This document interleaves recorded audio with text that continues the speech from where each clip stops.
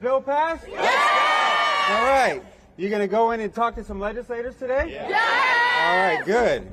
Well, they need to hear from you, for real. That's what's going to make the difference. So are we ready to start? Are we jumping right in? Okay. All right. Well, welcome, everybody. My name is Matt Haney, Assemblymember Matt Haney. I represent San Francisco, and I am the proud author of AB 564. We are here to say very simply that cannabis culture, cannabis community, the craft of cannabis, that's been Californians. We've created so much of this in our state. The folks who stand behind me for decades have been working to say that this product not only should be legal, which it is, by the way, it also should thrive in California. Yes. This is an opportunity for California. Billions in revenue, thousands and thousands of jobs. This is an opportunity for our state to take something that we have been a part of since the beginning. At every step of the way, we have been innovating when it comes to cannabis. Both the folks who've done it with small businesses, with the cultivation, and all around the world. If you go and you say cannabis, people think California. So just like with the technology, just like with wine, just like with beer, let's support this homegrown industry. Let's take full advantage of what it can offer our state and support it so it can fully thrive. That's the opportunity that we have right now that, unfortunately, California is at a turning point. We've got different directions here. We can either support this legal industry, these small businesses, to be able to build the thriving cannabis industry that we know California can grow, or we can tax and overregulate this industry to death. That is what we're here to choose between, and we say let's invest in it and support it. Yes! Right now, the cannabis industry, the folks who are doing the right thing, paying taxes, following regulations, playing by the rules, following health and safety laws, and there are a lot of them, are struggling. In fact, if we don't act to support them, many of them are dying. We see more and more businesses that are closing, more and more permits that are being turned in, sales revenue that's going down, all at the same time that the illicit market is growing. So these folks are playing by the rules, doing everything they've been told to do, and they're competing with an industry that is operating illegally, following none of those rules. It is not fair, it is not right, it is dangerous for an industry that we know we need to thrive, and the opportunities that come with it. We're also seeing across the country is other states now are growing their cannabis markets faster than California. We are in danger of losing out to Michigan, which now has more cannabis sales than California. We are in danger of losing out to Wisconsin and Colorado, Washington State. These are folks who are doing the right thing by actually creating an environment where these businesses can thrive. Instead, California continues to put more and more taxes and more regulations that are going to put this industry out of business if we continue on that failed path. That's what we're here to say right now. We have a choice, California. Support this industry, the legal businesses that are doing the right thing, or put more and more taxes on them and put them out of business entirely. This bill would do something very simple, which simply says, let's not put a 25% tax increase on an industry that is still struggling to survive. Let's actually invest in them and support them, not tax them to force them all to close.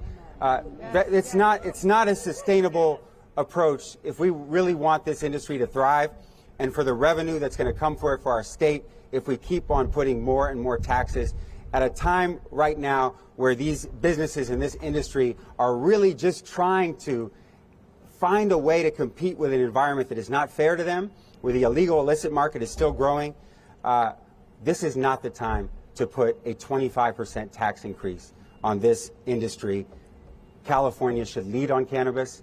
more and more taxes at a time like this is not leading, it's failing, and we have a choice here. So I want to introduce some folks who are going to talk to you about what this looks like and what we're experiencing in California and how this bill will provide a critical lifeline to be able to give us at least a fighting chance for this industry to thrive in the future. I want to introduce first Karen Woodson, the president of the California Cannabis Industry Association. Welcome, Karen. Good morning. Good afternoon. My name is Karen Woodson, and I am the president of the board of directors for the California Cannabis Industry Association. Nearly a decade ago, California made a promise to replace prohibition with progress, to bring economic impact to the state and provide consumers with access to a safe, legal, and thriving cannabis marketplace. But today, that promise is at risk, and we must fight to keep it. The California Cannabis Industry Association is super proud to stand with Assemblymember Matt Haney, a true a champion for forward-thinking policy, as the co-sponsor of AB 564. Assemblymember Haney has been a leader for this industry, taking on the hard issues and shaping creative solutions to bring more consumers into the legal market. Let us be clear, we are at a tipping point. Overtaxation, overregulation, and lack of consumer access have created the perfect storm. Cannabis businesses are already buckling under the crushing weight of a 15% excise tax, but a 25% rate hike to 19% would be catastrophic, pushing even more consumers to the illegal market and forcing legitimate businesses to close their doors. The math is simple. In a state that prides itself on the well-being of its residents, we pay more in taxes on cannabis than alcohol, tobacco, and junk food combined. In the state that values affordable access to health care, prescription drugs are completely exempt from a tax, but medical cannabis patients are forced to pay nearly $20 in taxes for a small jar of cannabis flowers.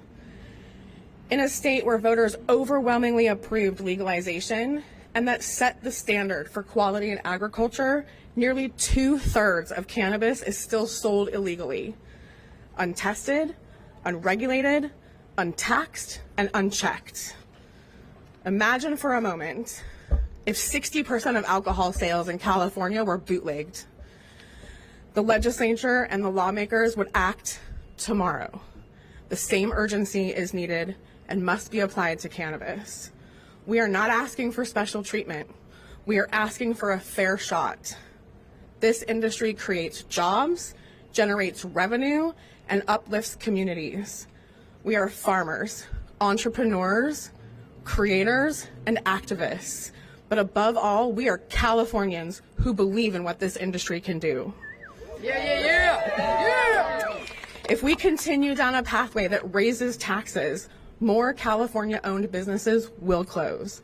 Jobs will disappear, families will suffer, tax revenues will decline, and important funding for necessary programs will also dry up. And the illicit market, the very thing that we set out to destroy, will grow stronger than ever. Squeezing more out of a shrinking market won't get us there. AB 564 ensures that cannabis businesses have a fighting chance to survive. It enables us to serve consumers and contribute to a well-regulated, tax-generating industry. So today we are urging lawmakers to stand with us. Stand with California small businesses, with cannabis workers, and consumers across this state. Freeze this excise tax. Help us protect our promise, and let's rebuild this industry together. Thank you, Karen. I think it's very important to underscore something that Karen said, which is that these businesses are not asking for special treatment at all. This is not a tax that's set to go up on any other type of product. This is a tax that's only targeted and going up on this cannabis industry that we know is struggling to compete with the illegal market. It's not connected at all to research. It's not connected at all to what we think will support the industry or bring in new revenue. It's simply something that was put into a bill a few years ago unrelated to anything that is happening today. It makes no sense, and all this industry is asking for, despite the fact that the taxes are already way too high, is that they just don't go up any further. I think that whether or not you are a part of this industry or are a consumer in any way, you should understand that if you keep on taxing and taxing a set of businesses that are already competing with folks who are paying no taxes, eventually those folks are going to go out of business entirely and you're not going to get anything. And so this is just about freezing a tax so that we don't put these businesses out and we give them a fighting chance to be able to survive and thrive. The next person I'm going to introduce is someone who knows very well that challenge directly, Kimberly Cargile, a small business owner from a therapeutic alternative here in Sacramento.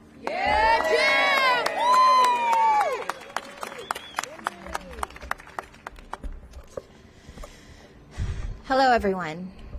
I'm not just a business owner, but I'm a longtime advocate who has fought for the legitimacy of our industry for the last 20 years.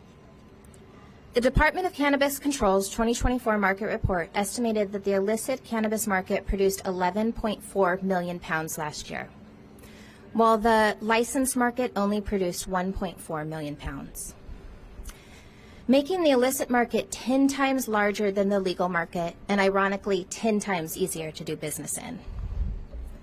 And yet the legal cannabis industry still employs hundreds of thousands of hardworking Californians, generates billions of tax dollars for our state, and provides safe access to millions of patients.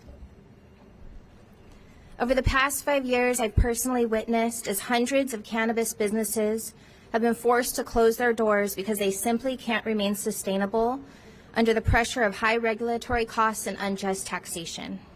A rise to 19% for the excise tax could be the final nail in the coffin for the remaining small dispensaries, craft cultivators, and product producers, people who have invested everything into this industry. The reality is harsh. There are now more surrendered licenses than there are active licenses. This statistic should not be ignored. Now is not the time to raise taxes on the few left standing. This is not just about revenue, it's about the people.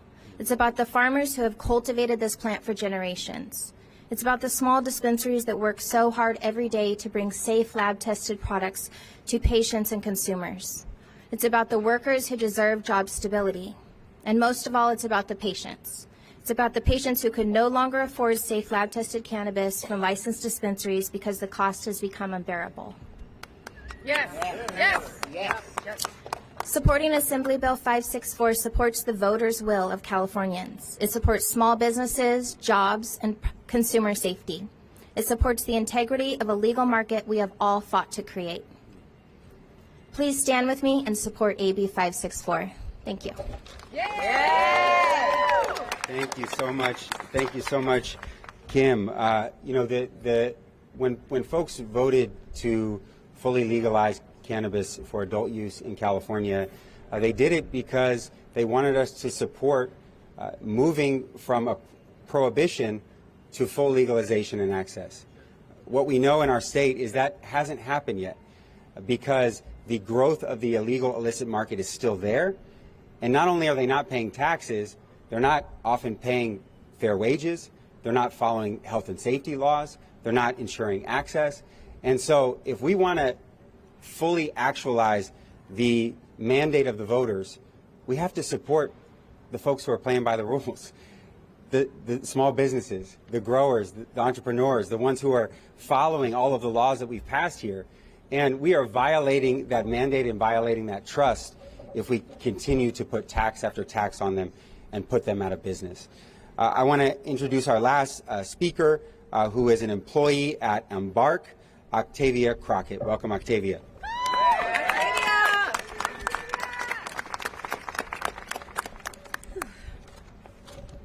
Hi, my name is Octavia Crockett, and I'm a proud member, of UFCW, and have been for about 2.5 years. And since 2022, I've had the privilege of working at Embark, which is definitely a community-focused, community-driven cannabis dispensary that is serving in the Sacramento area.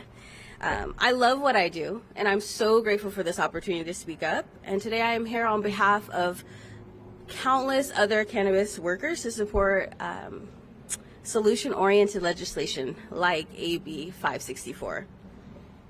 While I have had steady employment with Embark over the last few years, I know that a lot of others are not as lucky as I am. And right now the cannabis industry is hurting in three major ways: taxes, hemp, and illegal operators. So in California, you know, our cannabis industry, we follow the strictest tax policy in the country. And if you decide to buy, just expect sales tax, local cannabis tax, and also statewide cannabis excise tax. And depending on where you go in California, that's 40%. 40% is a lot. So let's keep that in mind. Also, we have intoxicating hemp products still being sold at gas stations and liquor stores across the state. These products are being marketed as an all-natural, healthy alternative to cannabis. As we know, these products are also being produced synthetically and are definitely unsafe for people to consume. So definitely don't buy from the gas station. So the state's data also shows that the legal operators that we have, that takes about 60% of our sales as a state. While we're committed to being good and legal operators, more than half of all the transactions are tax-free and are undermining legal businesses. Businesses like ours, Embark, and everybody else here who's in support. We employ locals, we pay our taxes, and we're very active in our communities. And we deserve a fair playing field. Running a business is hard, as we all know, but definitely running a cannabis business is way harder.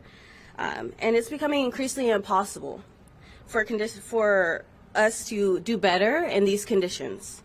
So honestly, the bottom line is an increase to cannabis excise tax is unfathomable and would completely crush an already struggling cannabis industry. So way back when, in 2016, we as California voters, voted on Prop 64. We were hoping for more access to and more affordable cannabis in our communities. But the truth is, the state of the cannabis industry right now could not be any further from that. But with legislations like AB 564, we definitely can all work together to make that a reality. And with support from our policymakers on key issues like taxes, hemp, and illegal operators, I'm very hopeful that we can build a cannabis framework that California can be proud of. So thank you to the teams and Assemblymember Haney's office and UFCW who recognize the value in our industry and the communities across California. So yeah, and we're committed to making a difference. So let's all do our part. Yes. Yes. All right. Well, let's give it up for Octavia and all of the cannabis workers for everything that they do. Let's give it up for Karen and Kimberly and all the small businesses and entrepreneurs. Let's give it up. I know I see a lot of folks here, all the advocates and patients and consumers who rely on safe access. You know, this is common sense. This is an industry that offers huge potential for our state, huge opportunity, but we have to support it. We have to invest in it. California is home to cannabis culture and community. It should be a place where this industry thrives. We now are going to have cannabis cafes. Thankfully, the governor signed that bill last year. We want to be the home for cannabis innovation. We want people from all over the world to come here, just like they do for wine and beer and so many other wonderful things about California.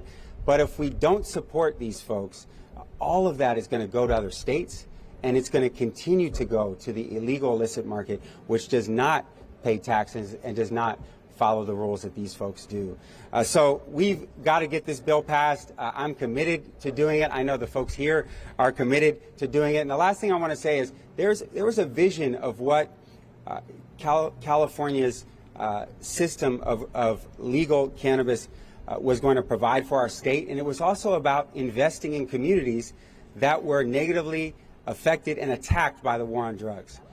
And so many parts of our industry have been about building up those folks from those communities so that they have opportunities in this industry, so that they can open and own businesses, so that they can work in these industries.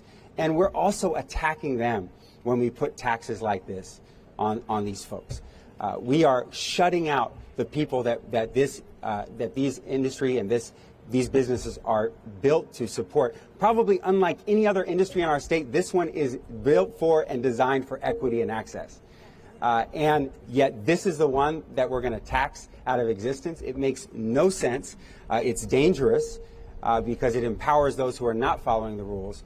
And I hope that the legislature and the governor backs these folks up because they have every step of the way demanded that we do the right thing, that we first with medical access, then with legalization, every step of the way. And despite the fact that the federal government is still doing the wrong thing. You want to talk about unequal treatment, all of the things that every other small business thankfully gets to take advantage of under the federal tax code, under banking, all of the things that you get to do to write things off as a business. In California, cannabis businesses don't get to do any of that because it's still illegal under federal law. So the least we can do is not increase their taxes arbitrarily and dangerously like is already planned this year. So are we going to get AB 564 passed? Yeah! Are we going to make sure California's cannabis industry can grow and thrive? Yeah! Are we going to support our patients and consumers that rely on access to cannabis? Yeah! All right. Well, we are going to get this bill passed. I want to thank all of the organizations. There's full unity. It's sometimes hard to get unity in any type of situation on a bill. There's full unity from the cannabis community behind this bill. We know that we have to go further. There's a lot more change that needs to happen to support this industry. Really, the taxes are too high today. The regulations are too burdensome and arbitrary today. But together, everyone is united to say no 25% increase on cannabis. It will kill this industry. It is dangerous for our state. And we can put a stop to it by passing AB 564. Thank you, UFCW. Thank you, Cal Normal. Thank you to all of the California Cannabis Industry Association, all of the associations who are united behind this, all of the businesses and leaders who are here. We're going to get this done. Let's go pass AB 564. Thank you.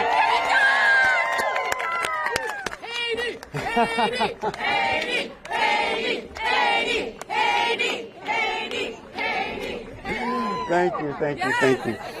All right, are there any questions that anybody has? Or, yeah.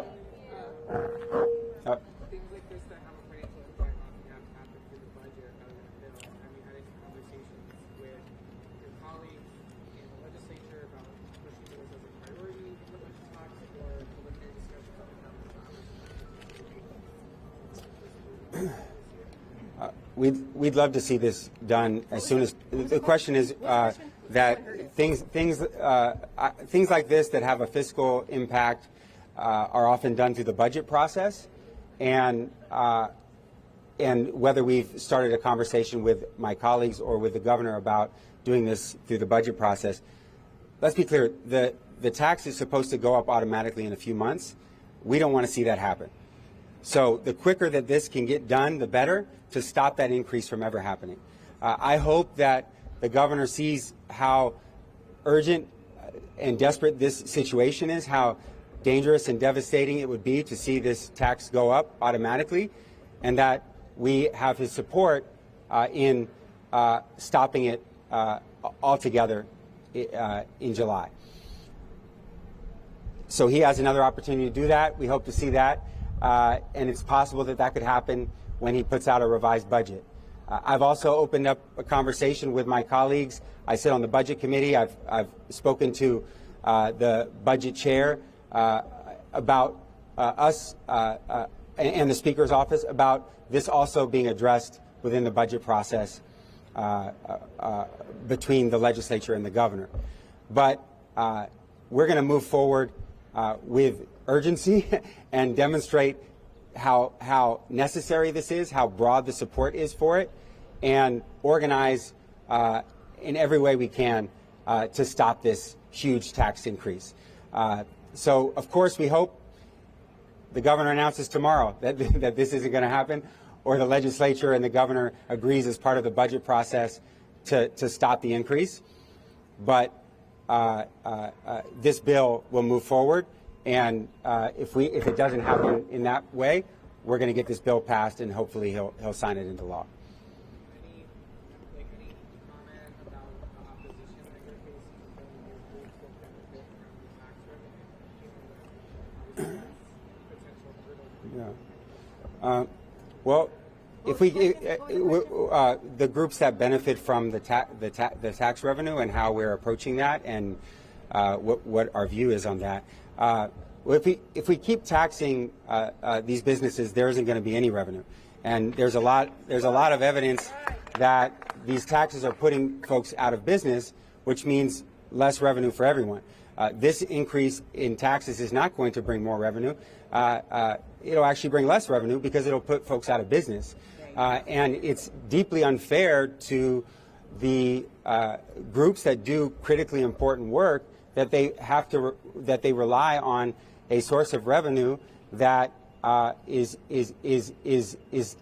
built around taxing folks out of business. It's unsustainable. It's unreliable. And there are huge problems with it. With that said, we are in active communication with a number of those groups and working to ensure that they do not lose any critically needed revenue as a part of this effort. There should be a win-win. We're not asking for the tax to go down. We're asking for it not to go up, which will lead to them getting less revenue in the long term by putting folks out of business. We want to have a win-win where we ensure that these critically important groups that provide services can continue to do so and don't lose any funds. And at the same time, we support this industry so that we don't tax folks out of business and out of existence.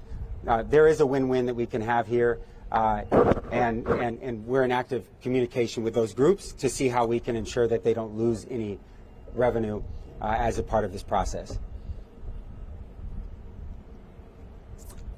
Anything more? All right, let's go get it done. Thank you all. Appreciate you.